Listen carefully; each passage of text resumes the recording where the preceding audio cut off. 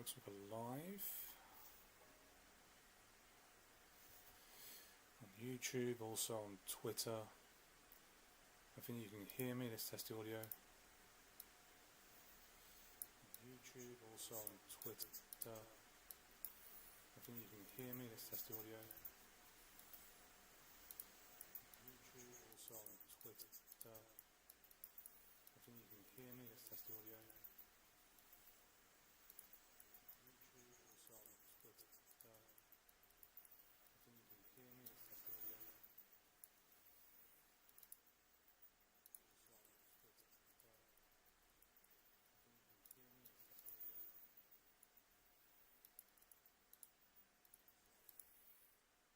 Okay, just for a moment. Testing, 1, 2, 3, testing.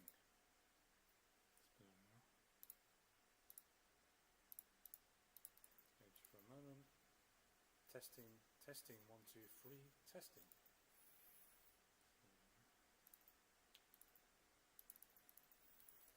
Yeah, I'm not sure. I think it's fine, but it's hard to tell. Seems a bit light on my end. Let's see if I adjust the volume from here.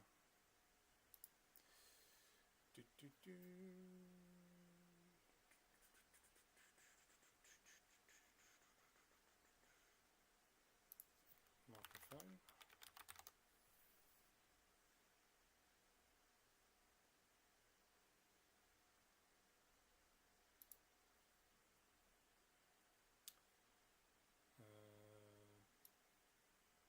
Now let's try one more time. Testing, 1, 2, 3, testing.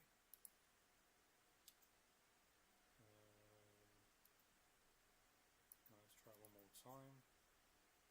Testing, 1, 2, 3, testing. Maybe it's the TV sounds a bit low on my one. Okay, never mind. Alright. So welcome to another stream. It's very late, so there's not going to be a very long one. But it's going to cover Ukraine and Russia because I didn't cover it in the last stream. I mainly covered UK topics. Now, what's on here is that this is actually just my Twitter, or X feed as they call it. I just blurred it out because it's just it's too much reflection from my laptop, which is right here in front of me, so it doesn't look good on the camera. But what I'll do is share the screen so you can see that full screen whilst I'm talking as well. Now, before we get to what the map looks like, what Russia's been doing on the ground, let's go first with what Donald Trump said recently. Okay, so here he is speaking in response to the whole situation of Russia and Ukraine. And he mentions about the death toll. Just have a listen to this. In fact, you can see his face right there, even with the blur, which is quite something. Which is really weird. Why is that? Okay, never mind. You can just see his face, which is funny because there must be a blur on the entire screen, except for me. But there we are. He's that good. He can beat the blur on any system. So let's go to the video, and let me just mute myself because I'll be an echo. Let's begin now. Right, here we go. Speak to President Putin. Could be very soon. And you talked a bit about Ukraine and Russia, but how long do you think it would take to end that conflict? And I have to speak to President Putin. We're going to have to find out. He can't be thrilled. He's not doing so well. I mean, he's grinding it out, but most people thought that war would have been over in about 1 week. And now you're into 3 years, right? So he can't be thrilled. It's not making him look very good. Now, eventually, it's a big machine, so things will happen. But I think he'd be very well off to end that war. We have numbers that almost 1 million Russian soldiers have been killed. About 700,000 Ukrainian soldiers are killed. Russia's bigger. They have more soldiers to lose. But that's no way to run a country.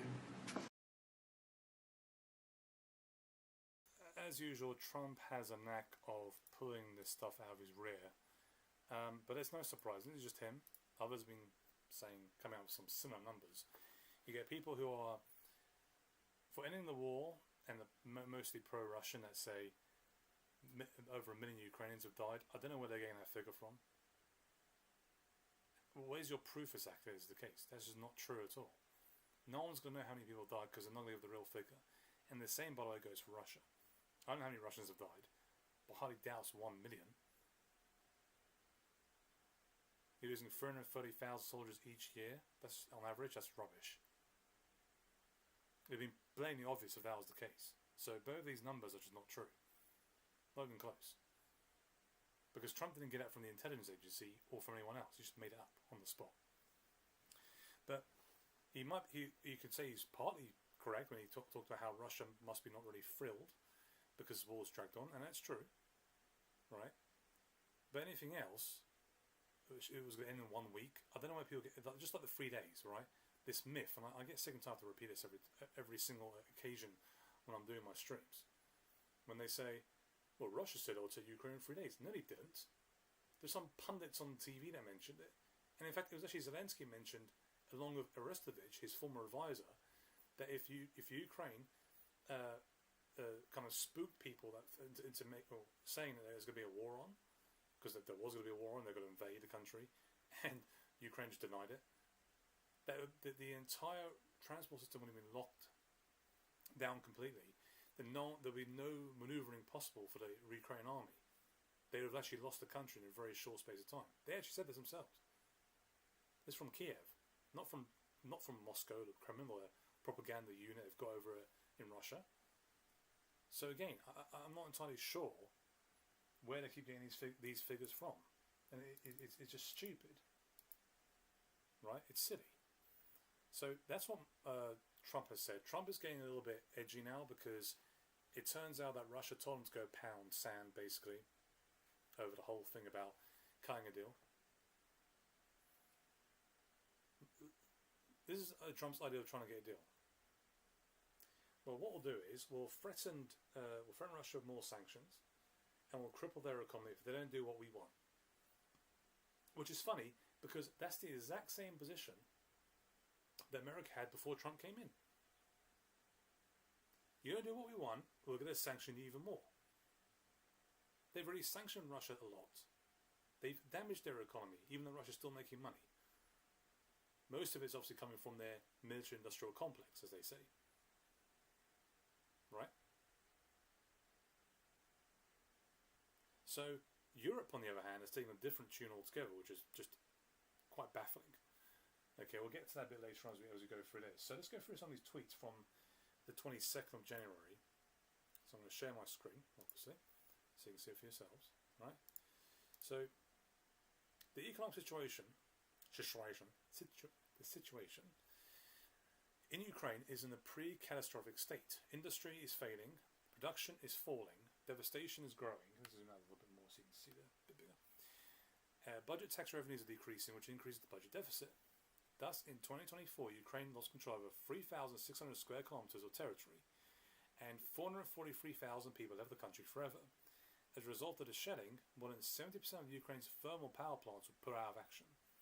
According to various estimates, the country has lost up to 80% of electricity generation.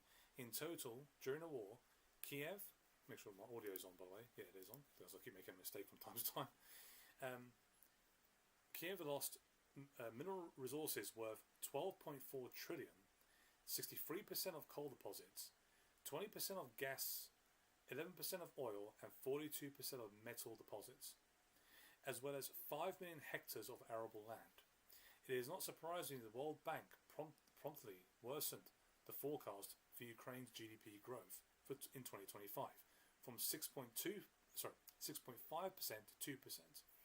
At the same time, Ukraine's public debt has reached 165.1 billion, or 92% of GDP, with the bulk of it, namely 96%, falling to direct government debt. And given that Ukraine is 85% dependent on partner aid, the government has repeatedly stated that the country is only capable of covering military expenses on its own, and all other budget items are financed through international aid. Then if at some point there are delays in Western financing, the government will not be able to pay salaries and pensions to people. Well, you would have thought that would be a bigger headline of everything that's happening right now, but no, that wasn't a big headline, because the media don't want to cover it. No surprise there. Okay. Right, so that's there are more tweets we'll go through now. Let's see. Here. Let's look at this as well. So I might just stick to the same screen actually, rather than going. I'm putting a small screen, large screen. Let's go back here. Right. The Russian Federation has started using their new kamikaze drone, Kyiv-2, from Kalashnikov. Defense Express reports.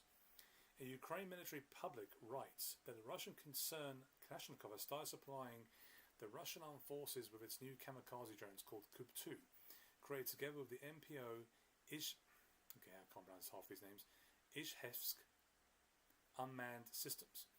He announced their existence only today, January 21st, noting that he would take samples of the export index Kyiv-2E to the IDEX 2025 arms exhibition, which will be held in the United Arab Emirates on February 17th to 21st. But the 117th Separate Heavy Mechanized Brigade of the Armed Forces of Ukraine published a video on January 7th with the interception of this Russian UAV using the anti-aircraft FPV drone. In fact, the only announced characteristic of the Kyiv-2 is a warhead weighing 10 kilograms. But it is noted that it can be of two types. The first, for the destruction of manpower and armored vehicles, which directly indicates its fragmentation nature. The second allows you to hit targets as well as lightly armored vehicles, as well as UAV launch sites and helicopter basing sites. Such a list of targets for the second type of warhead may indicate that it is a cluster one. The possibility of use not only during the day but also at night is also declared, which indicates the possibility of equipping with thermal imaging cameras.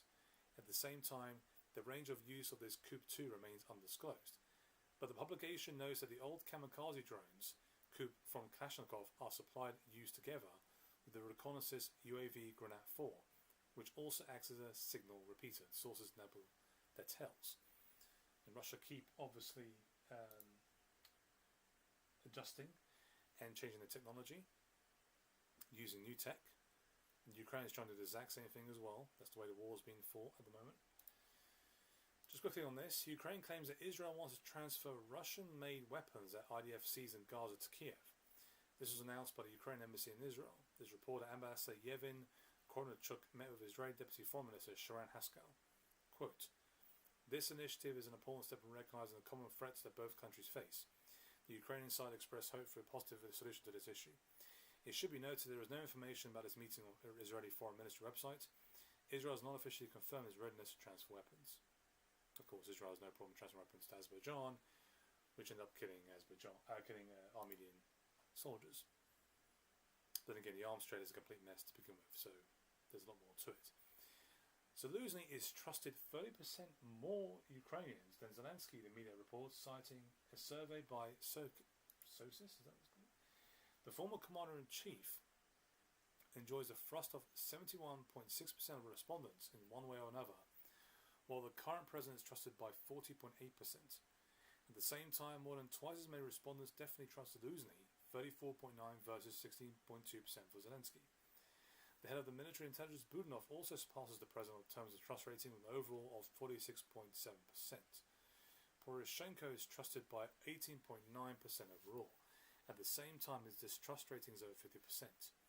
In this indicator, only Yulia Tymoshenko is ahead of him with an anti-rating of 60%. So the only people even a threat to people like Zelensky is Zaluzhny and Budanov. But of course, they're trying to keep Zaluzhny very quiet, which of course brings it to the man himself. So what's going on with Zaluzhny? Alright, we'll come back to these in a minute.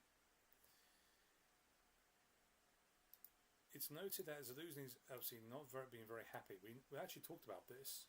You probably can't see on the screen now because I've put a blur. I'm going to read it from here. So, Arsenal's reported in June and July of 2023 that Zaluzhny, it goes on here, is a link from UA resident in Telegram. Can I just check? Maybe you can unblink the screen because it's too bright. That means when I unblur it, you can barely see it. Bloody hell, that's how bright it is. It's on Notepad, unfortunately. But I'll go for it now. Let me see if I can dim the brightness. Maybe I can do that a little bit. Might actually help. Color correction, saturation. Nope, no, that's the color. Contrast. That's a bit better. Yeah, you can barely see it though, but I'll put it like that because I'll really see that. So I'll have to adjust the.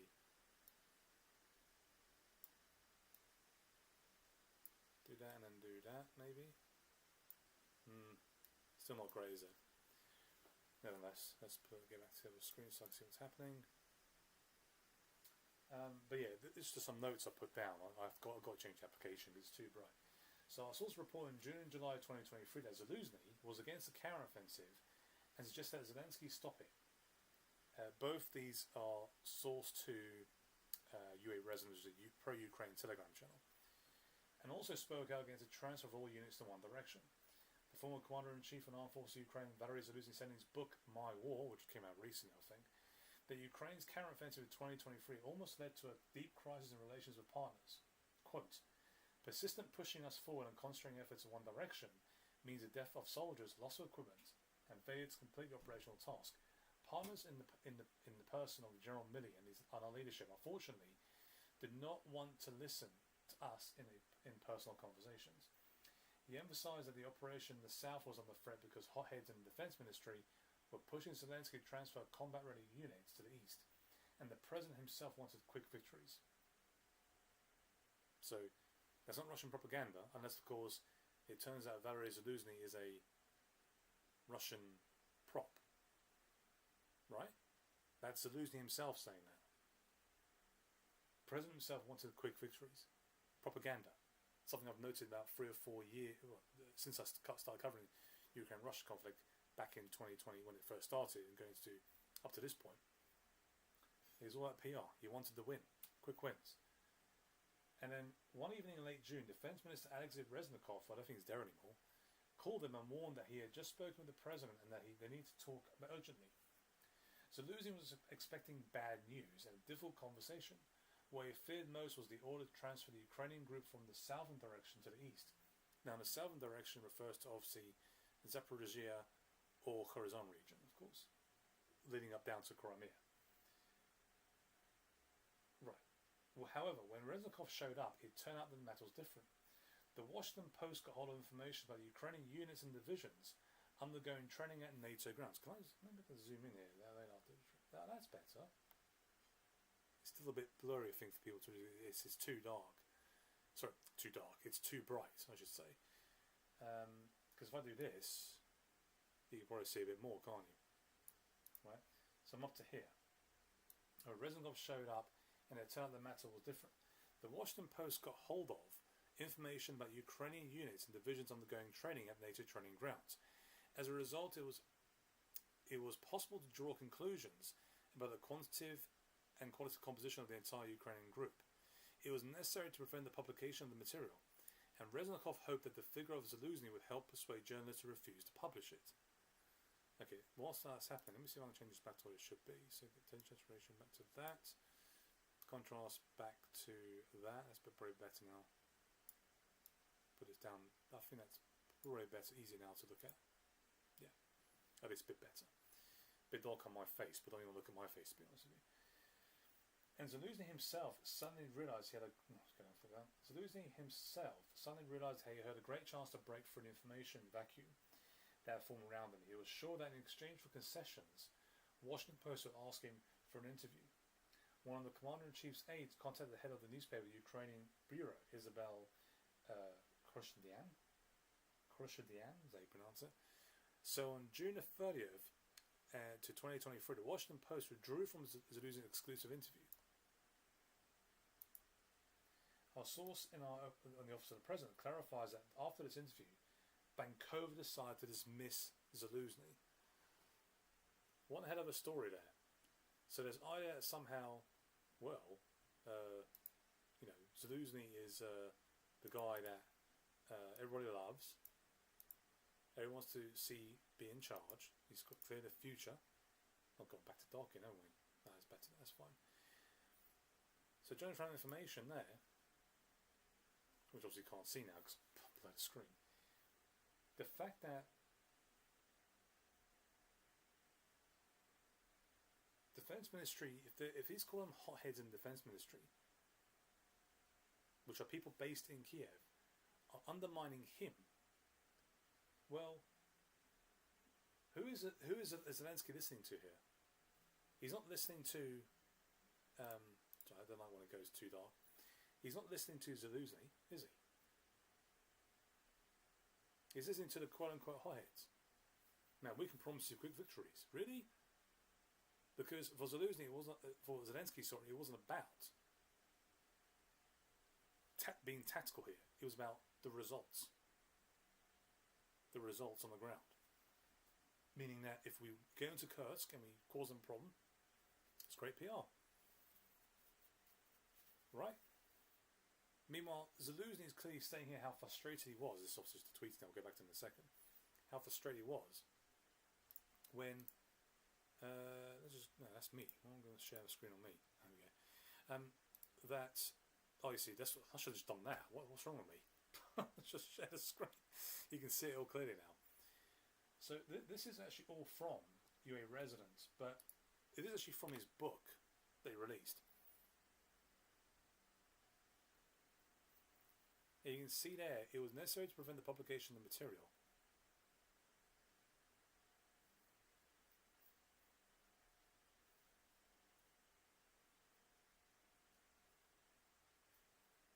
In exchange for concessions, Washington Post would ask him for an interview. Of course, the rest of it is history now. That is quite a thing. We'll come back to it a bit later on. I'm trying to get to these other tweets as well. So, this one here. Our sources and the General Staff said they attempt to replace a reduction of the mobilization age of recruitment. Checking the emails come through for some reason. What's the email about? That's fine. Replace a reduction of mobilization age. Recruitment of high payments has completely failed. The youth do not want to go and defend the homeland. In society, there is clearly a formed semantic superstructure that young guys will be sent to assault brigades, of which 57% die or are wounded in the first 2 months.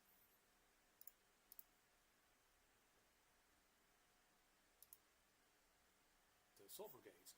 Oh, sound's gone back on for some reason. So, let's go back here. Oh, let's go back to here. Let's go back.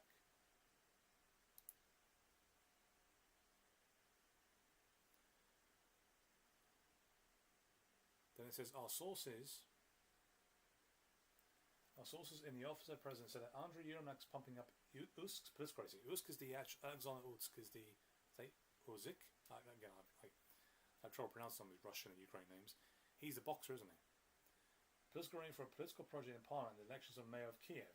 Bankov wants to oppose Klitschko with another boxer, which will solve the main problem of the president's office. More PR.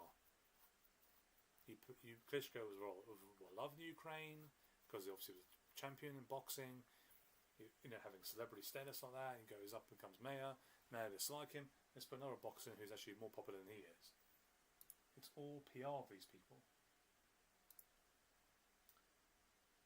Okay, we just covered this, yeah. So I'll come back to it later on. This is about the Zaluzhny question mark about the what was happening in Kyiv and the armed forces. So a bit more on what's going on the map. So can you see a map there? Can't we go to this?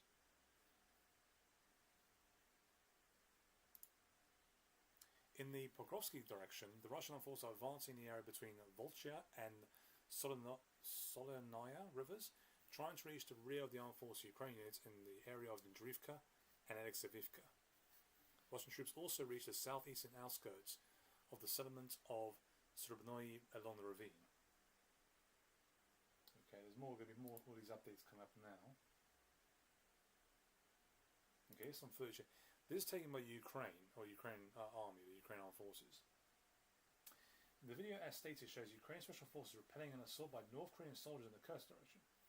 The battle lasted more than 8 hours. The Ukrainian armed forces fighters held back the offensive with the help of small arms and grenade launchers, and snipers also worked. So, oh, geez, a bit loud.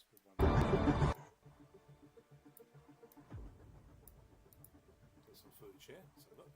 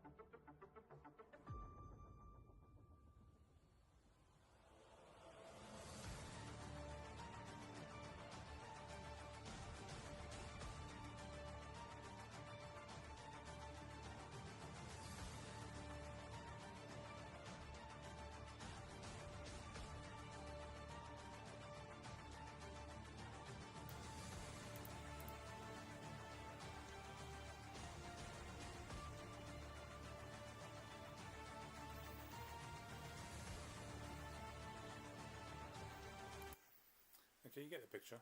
But yeah, there's been question marks whether or not they're actually North Korean soldiers. I don't think it really matters, to be honest with you. Whether they say they are or they're not. In the end, those are, men on the Russian side getting killed, getting hurt and injured. As mentioned before, that they're not actually, they're not quite aware or have any tactical awareness in terms of when it comes to warfare, especially when you fight on the ground like that, open area as well, right? This video here says it reportedly shows the defeat of a Ukrainian infantry fighting vehicle at a position north of Velikaya Novosolokia. That's the Vermoskoye direction, as a result of a series of shellings by the Russian armed forces. Yeah, that vehicle's definitely done for. There's no question about that. Again, none of these videos I'm sure I can independently verify. Bloody hell. I can independently verify, but that's what they're saying here. This clown here, journalist Vitaly Portnikov, says Ukraine must reduce the value of human life in order to survive the war with Russian Federation.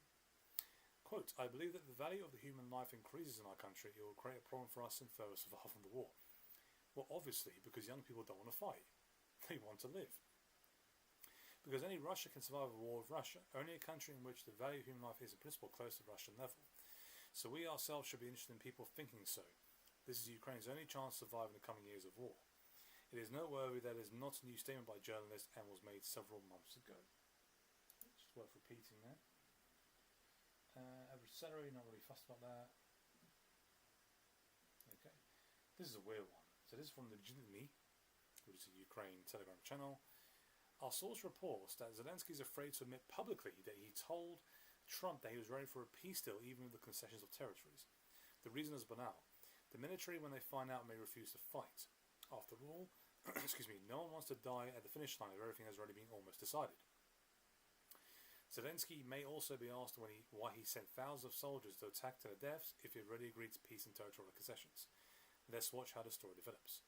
Okay, but there's another. I want to say something about that in Zelensky's defense, believe it or not.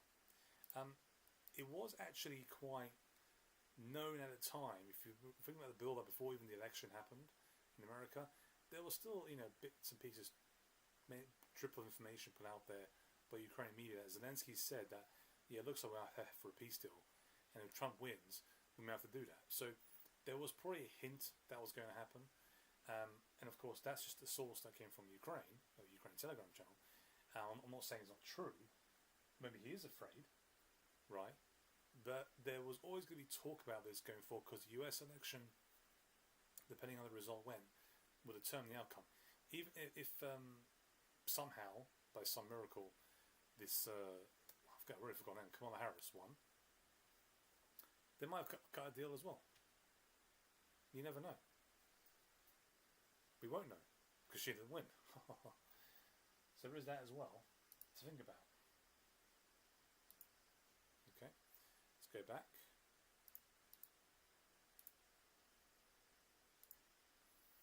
By all indications, if Trump suspends Ukraine, I'm guessing he means by the money, all costs will fall on the EU, which will drain any potential Europe has for decades to come, but also give America an advantage. Ukraine is the anchor. In the coming years, Europe may face not only a crisis and revolutions, but also a war, which public politicians will want to get into in order to retain their personal power. Therefore, our advice, do not buy real estate in Europe for the next year and do not invest any money until there's a clear understanding of which way the old lady will be led. That's also from the Zaluzhny Telegram.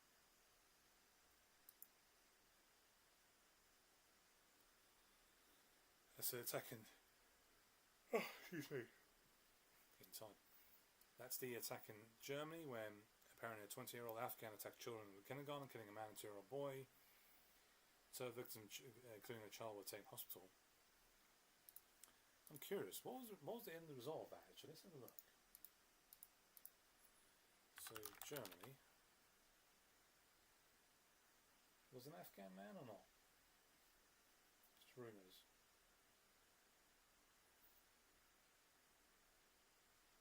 Bear in mind, Germany's got an election in... Is it next month or March? I can't remember if it's next month or March. Yeah, it does say Afghan man. Afghan man hell.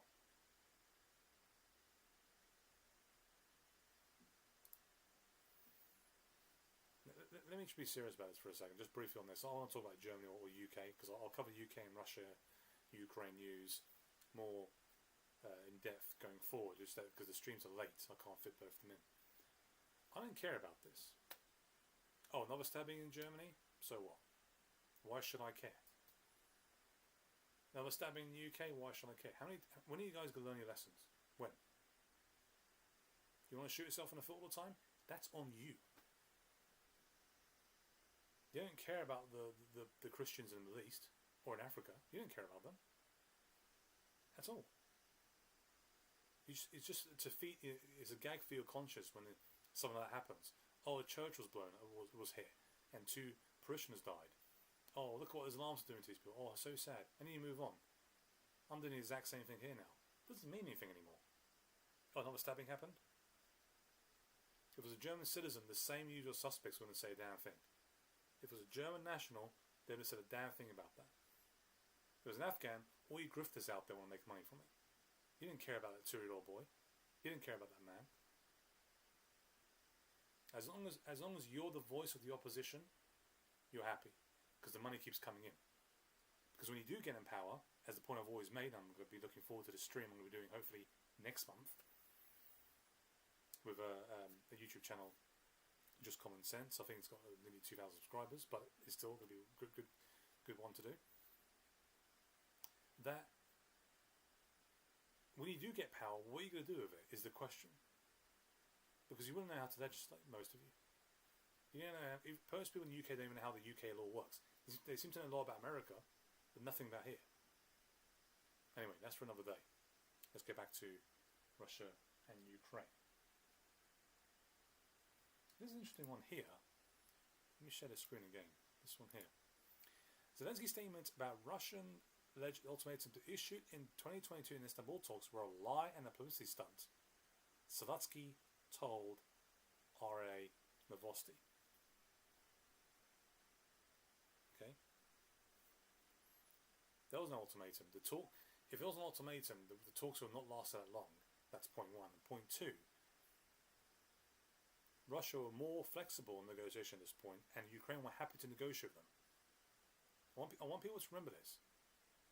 Because if Ukraine were not interested at all, let's be very clear about this. If Ukraine had no interest at all in negotiating, why would they sit there for weeks talking to Russia and still negotiate and saying, we've got to make a sacrifice and they're going to make a sacrifice? What's the cost for you? Because there's a cost to us here, but there's also a cost for you.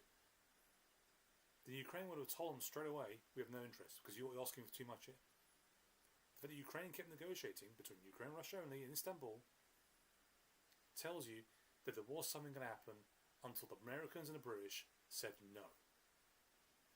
We know UK was definitely involved in this by dragging this war on. America's part of it too, because they make more money from the military-industrial complex, but this is Russia. If it was Saudi Arabia, they'd have cut a deal. If it was Iran, they'd have cut a deal. For some reason, the West don't like Russia. I have no idea why. And the West were more than happy to cut a deal with countries like Turkey. You same people out there don't want to speak out about this. At the expense of Armenia losing territory, and also getting it back at Russia. And I'm telling you now, this goes back to Syria when it came to Assad, which I've covered many times before. I'm not going to keep talking about that. People follow me know exactly what I'm talking about. Right, let's go back to the tweets. Okay, back again. So this other one here, I don't want to translate. Putin holds first economic conference this year. The president said 2024 is a successful year for Russian economy, with the budget deficit at 1.7 GDP, an acceptable figure. Even though, to be fair, Putin has also kind of admitted that the economy is not that strong because of obviously the war is taking a toll, which is true. The sanctions are taking a toll, but the war itself is taking a toll. Even though they made a lot of money from manufacturing weapons, manufacturing tanks, and everything else, and being helped out by selling still oil and gas, it's still, it's still taking a toll. But to be fair, everywhere else, is taking its toll. If you think about it, what is it? If you think about Turkey, for example, People forget this, right? So Turkey's not involved in this conflict, right? Isn't it? He's actually selling weapons to Ukraine, right, or via the black market, right? I know the hotel fire is quite a sad story. It's not the one I'm looking for. Okay, so if I go here,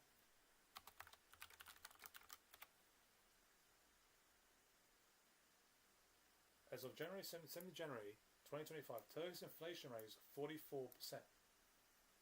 This is higher than the long-term average of 28%. Turkey got its benchmark interest rate to 45%.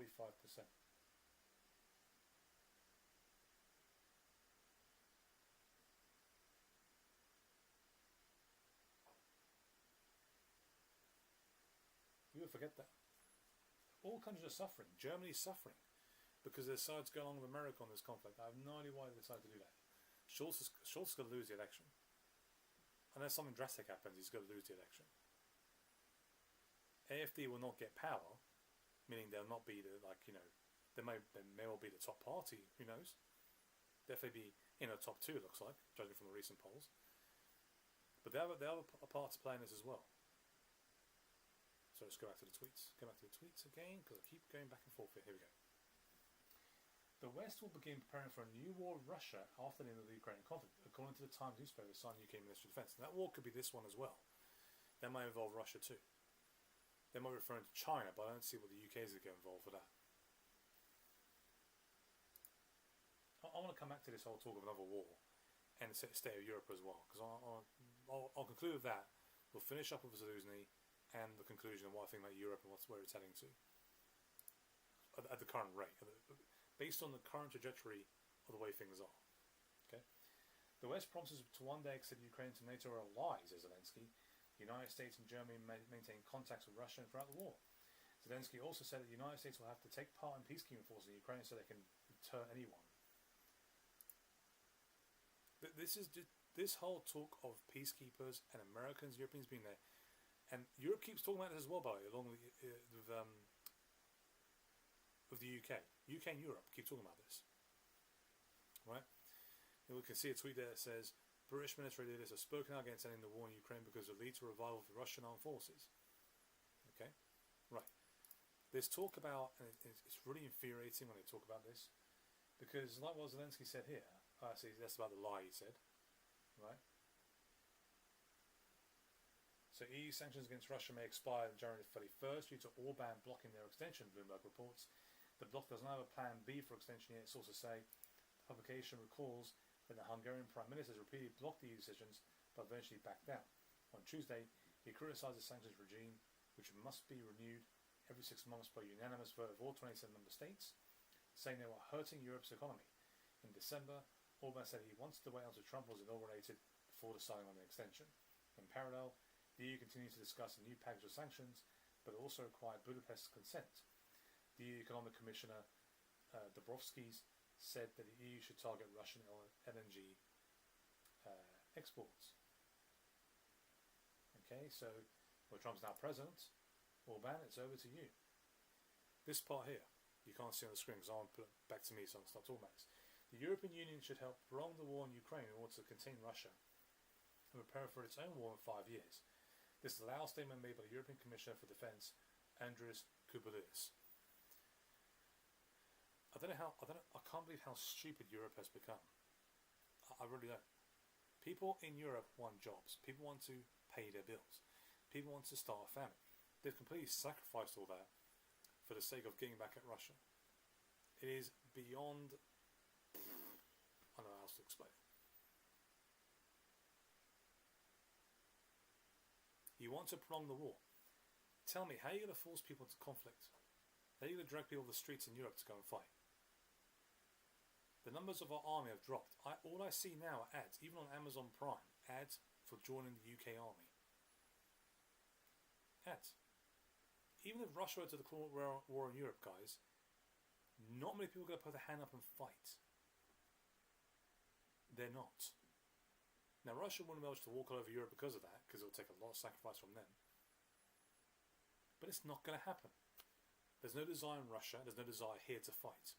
They don't seem to pick up on this. The Ukrainians don't even want to fight anymore. So why would anyone in Europe want to fight? You're just going to sit there in your seats and talk at the World Economic European, what the hell this is, something Congress, right? Or the World Economic Forum. At the United Nations. But these wars now are going to be fought by countries, they're going to be fought by proxies. And proxies being, they'll get a bunch of people via military contracts, PMCs, send them overseas. You also have PMCs now, believe it or not, this way the way I see Europe now. The populations are too big. They can't contain them. Especially if there's unrest. So they'll fall more, there's another terror attack. You need more security. There's too much instability here. They'll hire military personnel, mostly ex-military, as PMCs. On borders, for checks. And the reason they're not doing that, guys, is because the money. You can't. If you're gonna get the UK soldiers to do this, they wouldn't do it because they're not getting paid enough. That goes for European soldiers and elsewhere as well, even America. They're not getting paid enough to do the job. But what will be attractive, particularly to young men, especially given training of arms, is the big fat salary. And there'll be plenty of countries out there, including even China. If there's more instability across the entire globe, they'll start paying these people money to guard and to keep the peace. Because none of these countries now in Europe, along with China as well, and it goes with Russia and Ukraine and elsewhere, can't function with an economy that's stable. The little tint of unrest can really turn their things upside down in any country in the 21st century. Okay, and they know there is a desire of people still want to trade, do business, and get on with their lives. But if there's any hint of insecurity, or as I say, let's say instability, they'll go for PMCs. That's the only way forward. Because we can't hire enough police officers to do that job. And police officers' powers are too limited. So why not get a bunch of people that you can then... You obviously have to legislate for this, of course. I have to make this clear. They're going to do it tomorrow. Legislate it. Sneak this in. That's why it's better to have a central group of nations. Nations join this group. That's power centralized. And then you have one law that covers all the entire nations. And you can do it via globally as well. And off you go. And we won't be able to do anything to stop it unless we get people we want in power to stop that from happening. And we seem to like, I don't know why these people online are the grifting types. We've got some in the UK, most in America. They seem to just like the idea of, I can stay there, talk from the microphone in my room, earn a shitload of money whilst everybody else is suffering. I'll come back to this towards the end as well, because I want to talk about Zaluzhny as well. Now, that's Farage talking. I'm going to get to that video. That's Farage talking about Southpaw. There's been enough talk about online. I'll cover that today. In Zaporizhia, Zapadnoye in the Kharkov region has come under the control of Russian armed forces. The Russian Defense Ministry announced yesterday. Let's go back to tweets now. Let's go back to the screen. Russian troops advance in Velikonosilka as well as near Vozhnyzhnevka. I'm botching these names, you can tell. Savianka, I pronounced that correctly, and Sibnoye. Deep State reports. Meanwhile, the Ukrainian forces pushed back Russian troops in Udoknoye in the Shevchenko area. Go to the two maps there. There's a Russian writing and Ukrainian writing. You can't really tell what the names exactly what these places are, but obviously this is the covered area there, and I think this one here doesn't quite show Ukraine's pushed back, but they have pushed back according to the same tweet, their information. More footage of forced Z-mobilization. He's trying to be clever there with Zelensky. Z-mobilization at Odessa has appeared.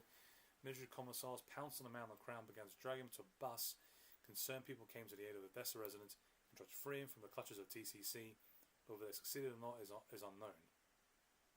Right, let's get a video here.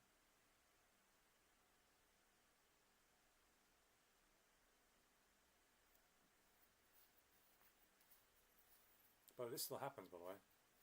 There they go. Just drag people off the streets and just send them to the front line. Little training. This is how people keep telling us how Russia's struggling. You need to watch these kind of videos. There's so many of these videos. I haven't got time to go through them all. Right? I haven't got time to go through them all.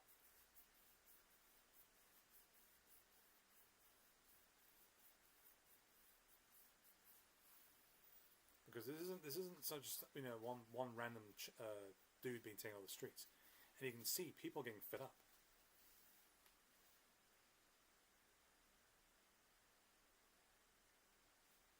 There was evidence of this last year as well, and people getting fed up.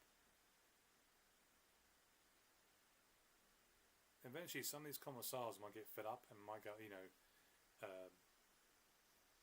feel bad about it. They might start turning on Ukraine as well.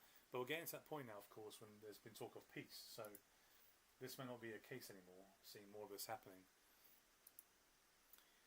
According to this guy, Yevgeny Ilyev, if they start imprisoning military personnel, not a single person will take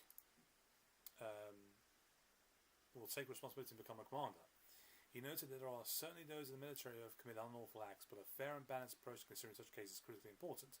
Any case containing military man must simply molecule proven, investigated, everything only when within the legal framework, he says. Ilyev emphasized that it's impossible to punish the military for incorrectly filled out logs, an absurd attitude of service. In his opinion, only maintaining trust and support for the fighters will allow them to effectively carry out the task in such difficult conditions, he says. We'll try and speed this up a little bit because I am running out of time. This is actually Ugrodar, or Vudar, how you pronounce it. I mean, yeah, it took Russia a long time to get this place. And it is not that big. It's only because if the Ukrainians were able to defend it like a fortress. It was that well defended. It took Russia a long time. Look at the state of it. A lot of places like this in Ukraine, this is what it looked like. A lot of towns. So I don't see why Ukraine want them back. Because nobody's going to go back to them. You got to demine these areas. You got to pretty much rebuild the entire town. Right? That's going to take years to do. They haven't got the money to do it. And who want to come back to these places if war starts up again? That's the other question. So, Ukraine might well just say, you know what, the hell, we don't want these areas. Now, Mariana Bazugla, I've got to say, she has a big mouth. And the fact that she's still alive makes me wonder that this is actually a tactic by Kyiv to try and distract. I think that's the way it's been done, the way I see it. Umarov can issue Zelensky a bonus of 20 million hryvnia. Hryvnia is the Ukraine currency. This is discussed in a document published by MP Mariana Bazugla. It describes the maximum bonuses that military leaders can receive. The Commander-in-Chief has the largest. In second place, the Commander of the Ground Forces. He can receive up to 12.6 million hryvnia. Most have 1.3 million, less than a million for the head of the main command centre and commander of the Armed Man Systems Forces. The decisions on bonuses is made by the Minister of Defence.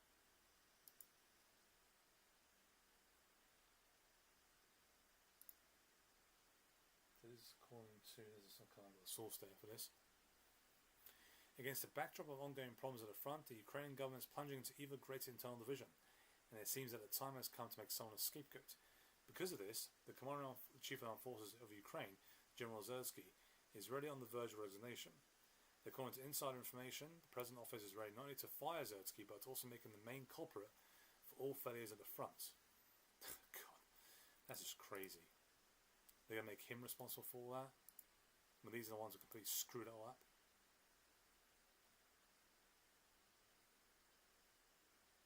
It's amazing. I just find it very hard to... why... How they were able to get away with this, I really don't know. I really don't know. That's really alarming. They're going to use him as a scapegoat. Then again, they use Zaluzhny as a scapegoat, so why should I be surprised by this? Why should I be surprised by it? That's really alarming. David says no... I don't know when your message came in, David. You say no sound. The microphone has been picked up. Maybe a bit earlier on you might hear anything, maybe. but I just play the audio now, and it's playing the sound. But again, I don't know when your message came in, so I do apologise if there was no sound earlier on. So apologies for that. But it's definitely on now.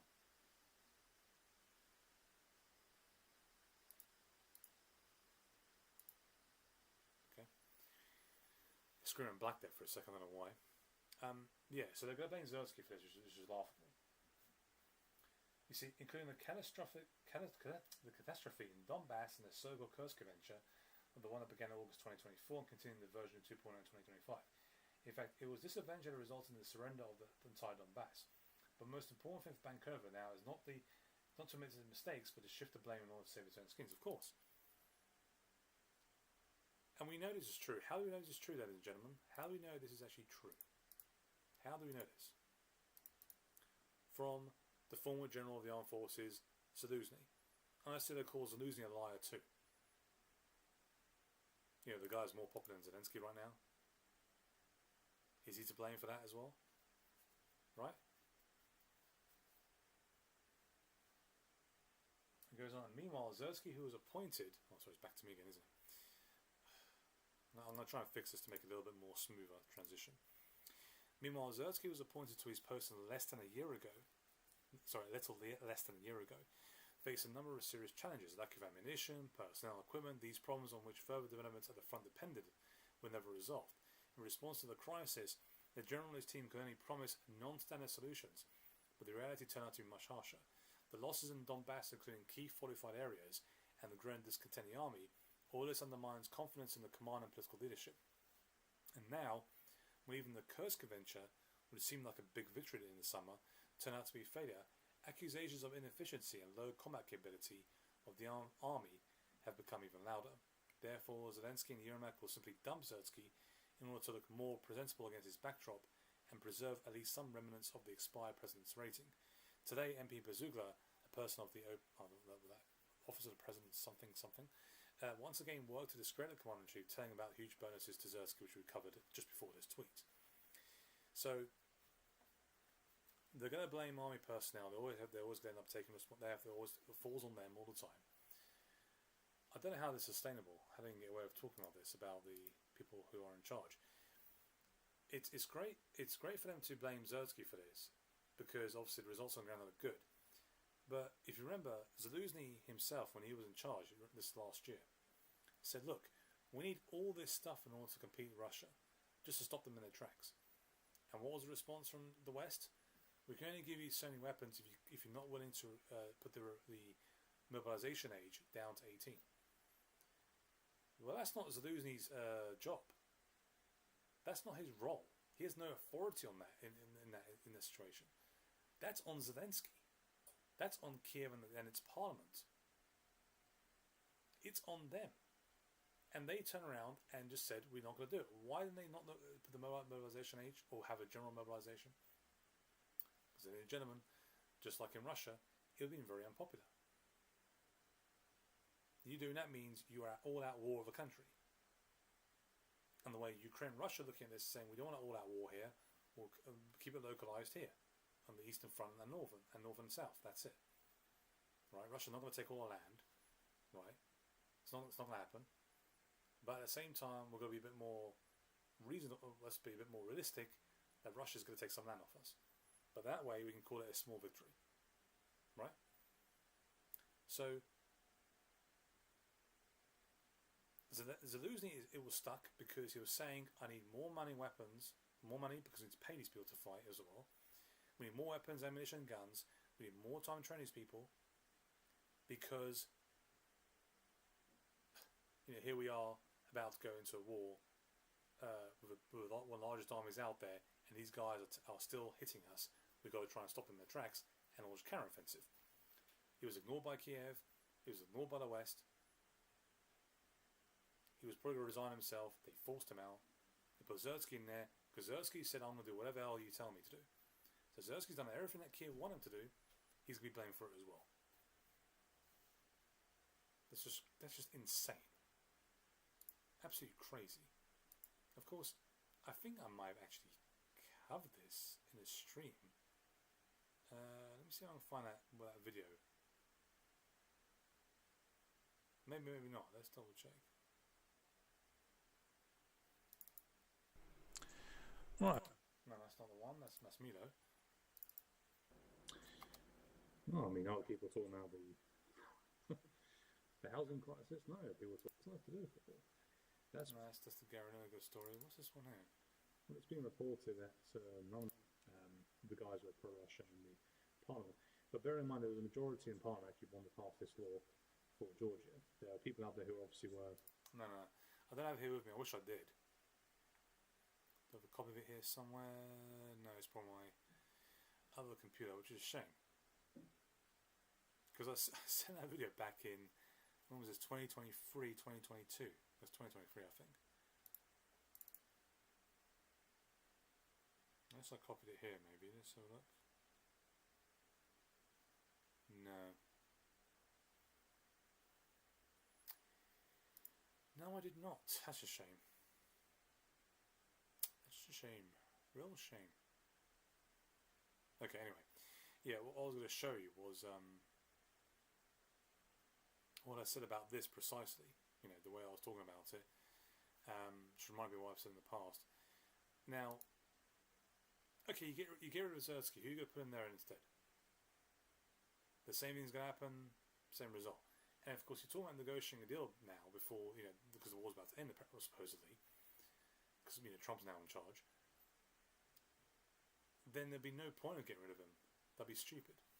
You can look at, you know, doing like a reform, like a, you know, complete change up, going forward.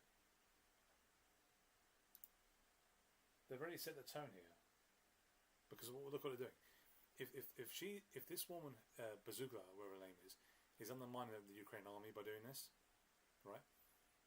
They were told to shut up. They've actually silenced her, but she's still free to do this. And look who she's attacking. She's attacking Zelensky, which goes in line with what these guys are talking about. How there's actually obviously an attack on Zelensky to use him as the fall guy for the failures in the on the Eastern Front. He will have to take responsibility because he's in charge, but at the same time, there's no question about it. You can't dispute this. Based on what Zaluzhny's own words, Kyiv are doing exactly what Zelensky's doing exactly what Kyiv want him to do with the resources he has. The West, NATO in this case, made it clear we're not giving any more weapons unless you have more people to fight. So what's he supposed to do? There's an interesting development in one of the fronts. Let's go back, back to the full screen here again. Of the expansion of the bridgehead by the Russian army units in the direction of Belgorovka, the Russian armed forces are close to cutting off Ukrainian positions in Yampilovka in the rear, the local media write. There's a lot of talk about the Ukrainian army being cut off in so many parts. It's an interesting thing. Let me show you this. This is actually back in last year. So the Black Prime Minister Fico on how the Ukraine war will pan out. And I put he owes Fico an apology. Right. So. Oh jeez, sorry. Let's not worry about the sound. We'll put the sound a bit lower because obviously you can see the subtitles. Miliardy a zbranie do Ukrajiny, tak Ukrajina prinesie na tácke zraneného ruského medveďa. Because he's answering a question. I can't remember what the question was exactly. He just goes straight to it. That if they pour billions and weapons into Ukraine, he says, then Ukraine will bring wounded. Then Ukraine will bring the wounded Russian bear on a platter. Right, this is what they're trying to sell to people. Goes on. If it lets me to play it. Nalejú miliardy a zbranie do Ukrajiny, tak Ukrajina prinesie na tácke zraneného ruského medveďa. Nefunguje to. Bohužiaľ nefunguje to. This won't happen, this will never happen, he says. Ruská ekonomika ako tak ide. Rubel je v pozícii, v akej je. Rusko sa stáva sebestačnejšie. You can tell from his voice so frustrated. The Russian economy is doing well, the ruble is stabilizing, Russia's becoming more self-reliant. And of course Orban is there next to him, there you can see. Energetické podniky ruské hlásia rekordné rôzne dohody, pokiaľ ide o vývoz energií do takých krajín, ako je Čína a India. Že keď nalejú So the last bit there was, Russian energy companies are reporting record deals for energy exports to countries like China and India. Okay? So his point, the point he was trying to make, that there was, I still need, yeah, But I think the mic is a little bit low. That's the reason why you can barely hear me. Probably that's why you probably don't get any sound. But the sound's on there, I know for a fact. So Fico is obviously very frustrated by this as well. But he said that last year. He wasn't wrong. This is, I believe this is actually before Trump won the election as well. I'm going to come back to this towards the end as well. This is about the flashback 2016. So, don't know about Trump again. I've already fussed about him. So,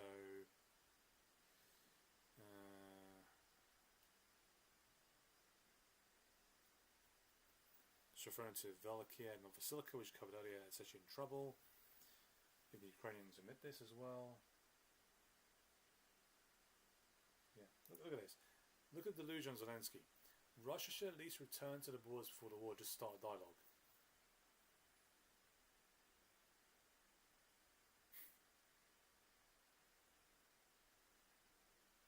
Oh God, these people are insane. These people are insane. I don't know how else to put it, man.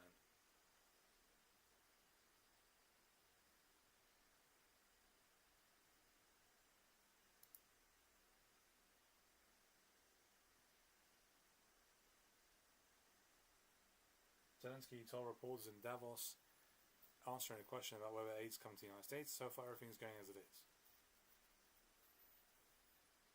So much for cutting aid, eh? This is what really gets me when I talk about Europe. So I was touching this earlier on. I'll touch on it again. Europe has already provided Ukraine with 134 billion euros, including 50 billion for weapons. Says the head of the Ukrainian diplomacy, Kaya Kalas, who she was a former leader of. Which country was it? Latvia? Lithuania? One of those countries. I can't remember which one it was. With our help, they will be able to win the war. The only language Putin speaks is the language of force. The US forced. Together, the economies of the EU member states are 17 times larger than the European with the Russian economy.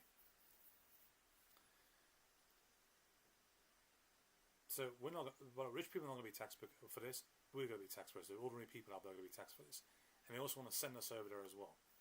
This unelected crooked bitch, whatever the hell she is, right, says all this crap about how we're going to still go to war with these people. The only language Putin speaks is the language of force. The EU has force as well. You're literally committing to all-out war with Russia here. Who elected this clown? This silly cow? No one did. Just like all the rest of the bureaucrats. Whether they're men or women. Doesn't matter who they are.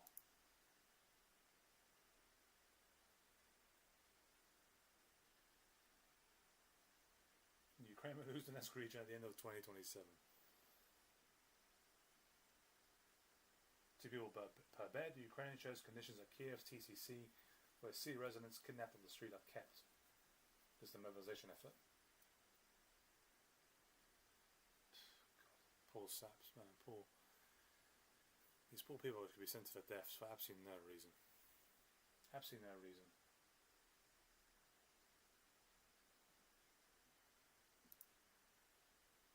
Well put by Tenaya Katsavaya on Telegram. The Kyiv authorities continue to exist in a parallel universe, and Zelensky once again demonstrates his inadequacy. What kind of negotiating positions can we talk about if Ukraine is not even going to start discussing ending the conflict? Quote, Russia should at least return, we mentioned that earlier.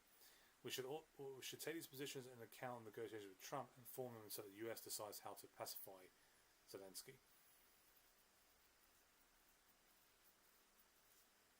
I don't know how this is going to end. I don't see what kind of deal Trump can get. It's about Syria, of course.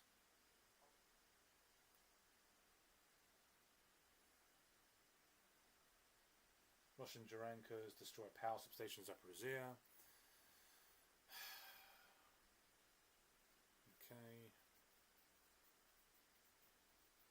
Russian kamikaze UAV Duran 2 drones are currently operating at targets in the Kyiv and Cherkasy region as well. We know also about the Zaporizhia, which I mentioned earlier.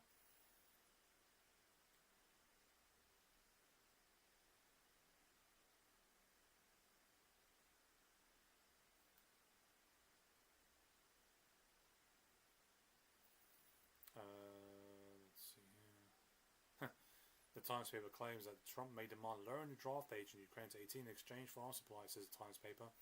For President Zelensky, lowering draft age will be crossing a red line, newspaper writes. Of course, like I explained earlier, it's not popular.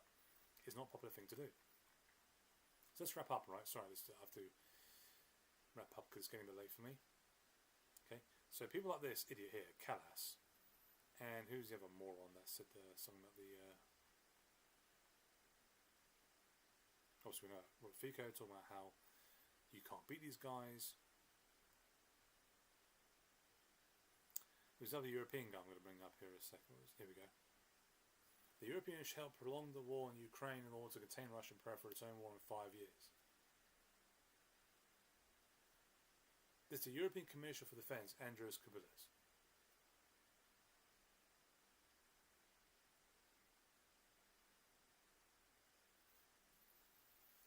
No one wants to fight, guys. No one wants to fight. So where's this all coming from? Why even bring this up? Why even bring this up in the first place? Is beyond me. I am mind blown. These people are just war hungry.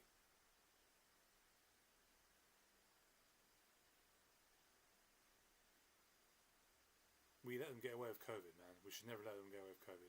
If they're trying anything like the game, there should be civil disobedience across the entire globe. And it'll be just. They're trying to have that shit game of COVID. Right? Forget about the people who want to sit down at home and stay and put a mask on. Let them do that. The rest of us, that should not be tolerated. They completely destroyed our economies based on that one alone. Just the one event alone, they completely decimated our economies, decimated the lives of many people, millions of people out there, hundreds of millions of people out there. Now they want to go for a war. Oh, you don't buy this, guys? We'll give you another virus.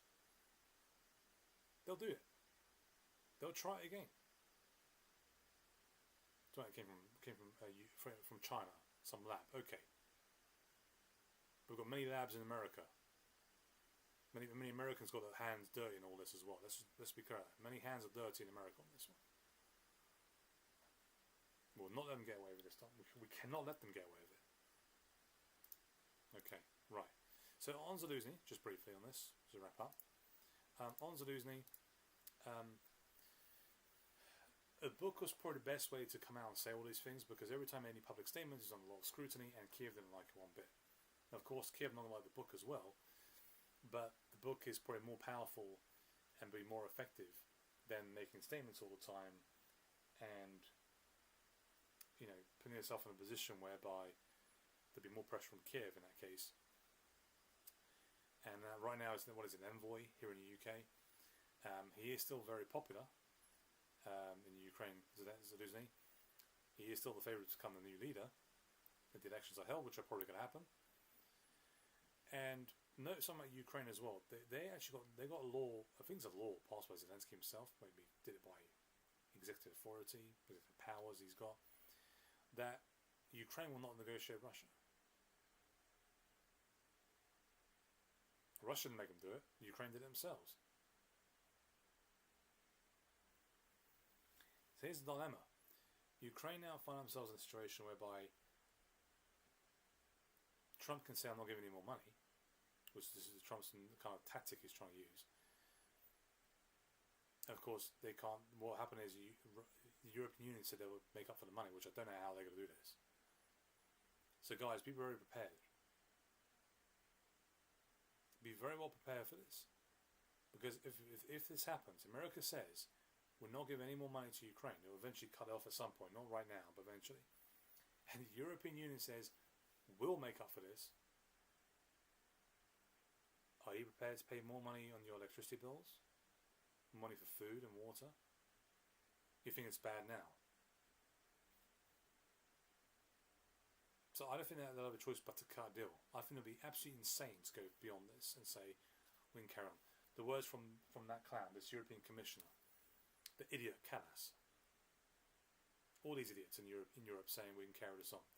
The election in Germany that's happening right now is to be very, very critical for Europe. Forget about America, it's going to be critical for Europe. The Germans actually heard what each of these parties have been saying about the Ukraine-Russia conflict. I think the trouble is that no matter what the AfD say about this war and we need to bring it to a halt, the German people are probably thinking this war is going to stop anyway. So why risk it with AFD? Why not go for AFD? The AFD. Why not go for the CDU, or was it CSU, and put them in power? Like Angela Merkel. Oh, excuse me. I'm so tired. Apologies. Why not just go back to someone like Merkel again? I think that's what they're thinking, the German people. And this is something the AFD I think have probably failed on. We'll see what happens. The AFD should have gone with this so much and said and told the CSU and the CDU, guys, you're not actually telling the truth on this. You want to carry on this war, and use the words like this from this clown. That the guy you can see there in the glow, right? People like that, and tell the German people, do you want to be sent to the front lines? Do you want our economies decimated even more? Volkswagen is practically shut down. Yeah, let me go to Volkswagen here. Let's see. What's the situation with Volkswagen now? If I can spell it right would help, wouldn't it?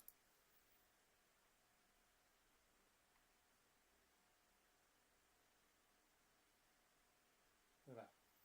You type in Volkswagen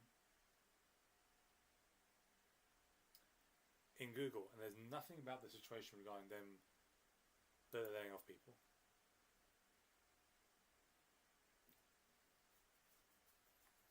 Right, and there's talk obviously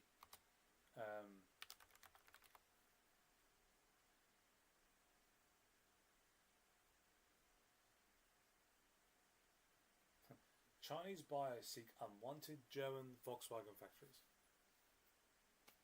There you go. There you go. They're shutting down plants. These people are losing their jobs. It's not because of changing factors. The electric car has not been selling that well. Lost a lot of money on that. A lot of money.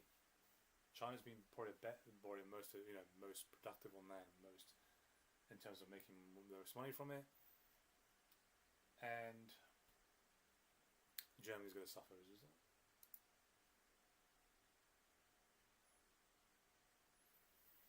As I explained earlier about the whole thing with I've got the picture here. So do I have it download documents maybe? Let's see. Let's go wrap up with this. I explain how I think things are going to go in Europe. Let's see here.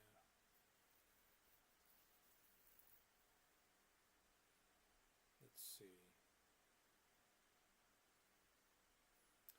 No, I have it here now.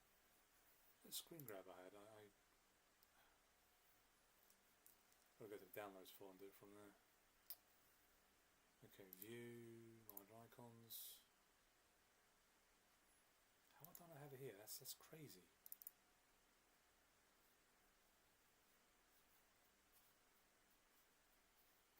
No. Okay. Never mind that.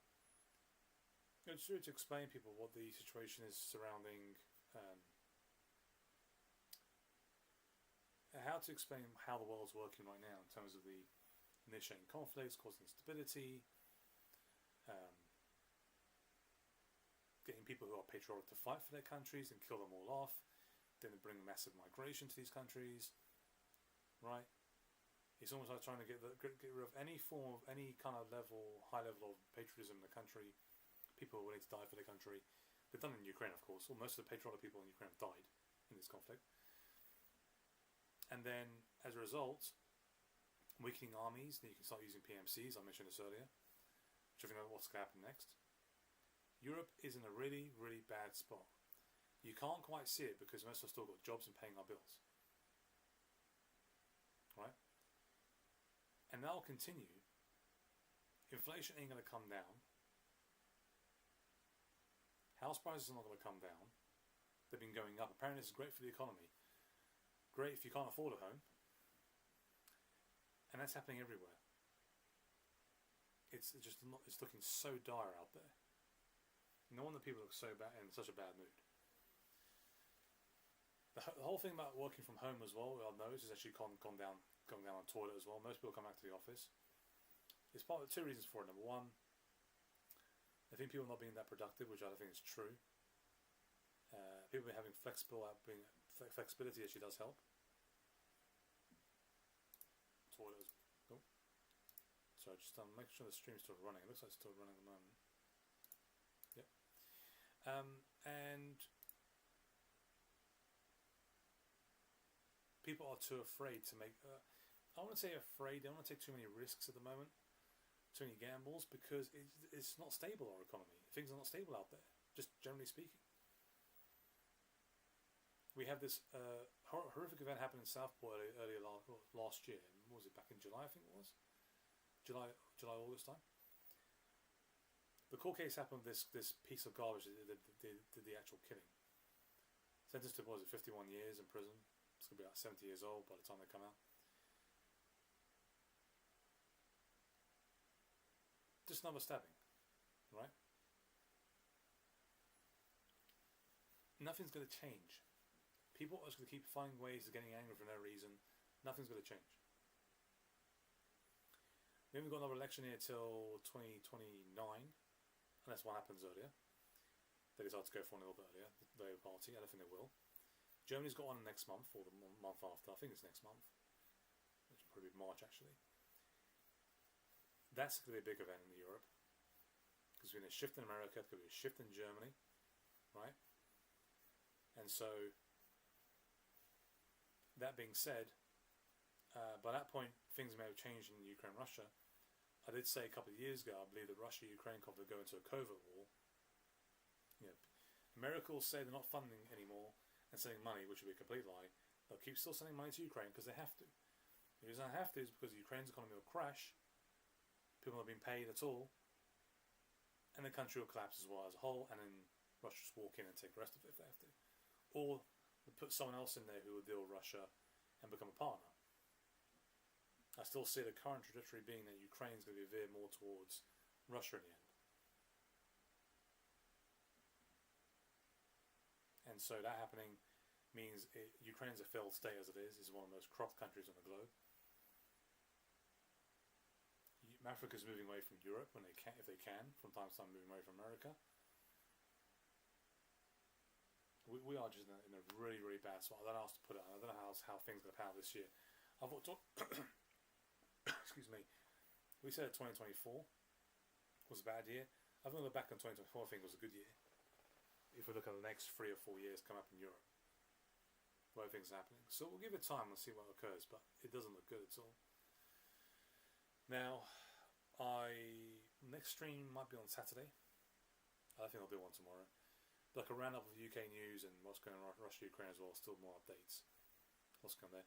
Don't forget to subscribe to this, or follow, I should say, follow, not subscribe. Follow this this account for people who are quite new. UKRUS News. How many followers do we have at the moment? Because I think we've increased a little bit. 1,904 from absolutely nothing. So quite impressive.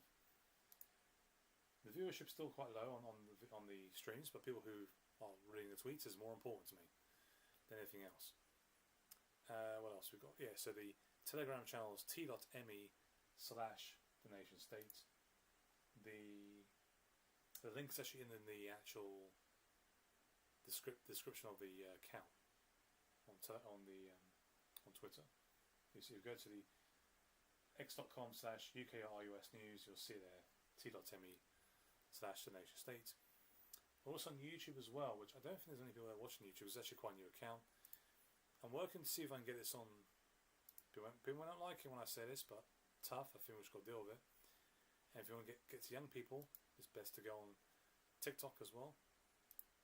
Let's see. Yeah, there's only 7 subscribers, I think, so it's quite a new channel. We'll see what occurs later. Okay. Right. That's it for today. Thanks for those who joined and listened. Thanks, David, for your comment on there about the sound. I think the sound was okay now. You might be talking about earlier on, so I have to keep an eye on that, because the sound does go off from time to time, because I keep forgetting to unmute myself. People who watched my streams last year would know this, what I'm talking about. Anyway, enjoy the rest of your night. It's a bit late for me. Good night, and I'll catch up hopefully on Saturday. So UK time, we're looking at probably 7, 8 p.m. Alright, I'll try a bit early if I can. I think 7 p.m, 8 p.m. is probably a good time to do it. Anyway, that's it for now.